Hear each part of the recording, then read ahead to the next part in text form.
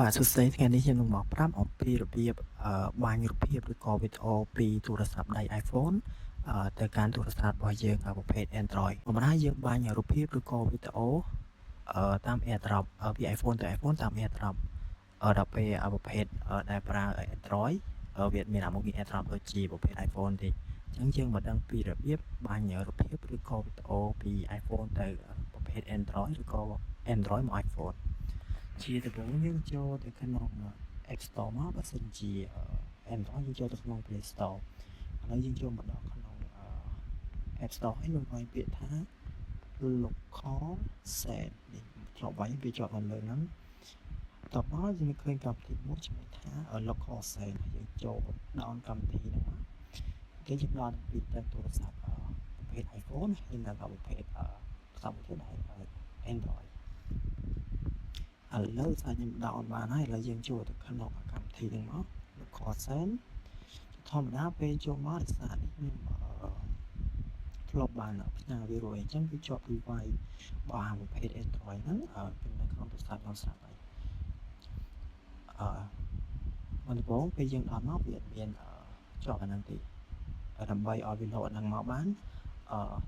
ជាក់តិចសម្រាប់ Wi-Fi យើងត្រូវឧទាហរណ៍ថាយើងបាញ់ពីទូរស័ព្ទនេះទៅអញ្ចឹងយើងបើកshare Wi-Fi ពីទូរស័ព្ទនេះទៅហើយយើងបើក Wi-Fi របស់ទូរស័ព្ទមួយទៀតដែលយើងត្រូវ send នេះទៅវាប្រើ Wi-Fi រូបនេះទៅមួយបាទចំណុចផ្ញើបាន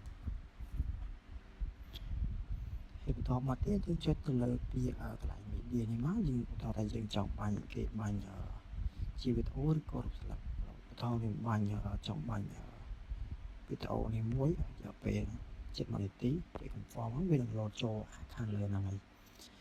ឥឡូវយើងចុចលើ device នេះមកនេះវា load device របស់ tablet របស់ខ្ញុំចុចលើហ្នឹងវានឹងដាក់ setting មានថាយើងចាំ approve ពីទូរស័ព្ទខ្ញុំបើកទូរស័ព្ទនេះសិន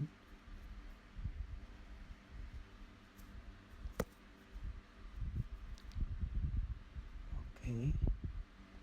ឡូវខ្ញុំចូលទៅក្នុង app នៅក្នុង tablet នេះតទៅចូលមកវានឹងឃើញសញ្ញានេះបាទសញ្ញាសັບវាយើងបាញ់ AirDrop ពី iPhone ទៅ iPhone ទៅយើងចូលសັບវាទៅពេលយើងសັບហើយវីដេអូនេះគេទៅមួយដែរទៅនៅយើងរងចាំវាបន្តិចចាំវាពេញតែនេះវាបាញ់លឿនដូចយើង AirDrop ពី iPhone ទៅ iPhone ទៅលឿនដូចគ្នាហើយវាជាក់ដែរសម្រាប់ដើម្បីឲ្យបាញ់បានឲ្យយើងប្រើ Wi-Fi ដូចគ្នាតែនេះប្រើ Wi-Fi តែមួយដែលថាយើងប្រើ Wi-Fi ឲ្យដូចគ្នាហើយយើងមាន Wi-Fi យើង share hotspot ពីនេះមកហើយយើងបើកនេះ Wi-Fi ទៅគឺតែ load Wi-Fi យើងបាញ់ទៅគឺយើងដាក់ internet ផ្សេងគ្នាវា load ចេញ device ហើយ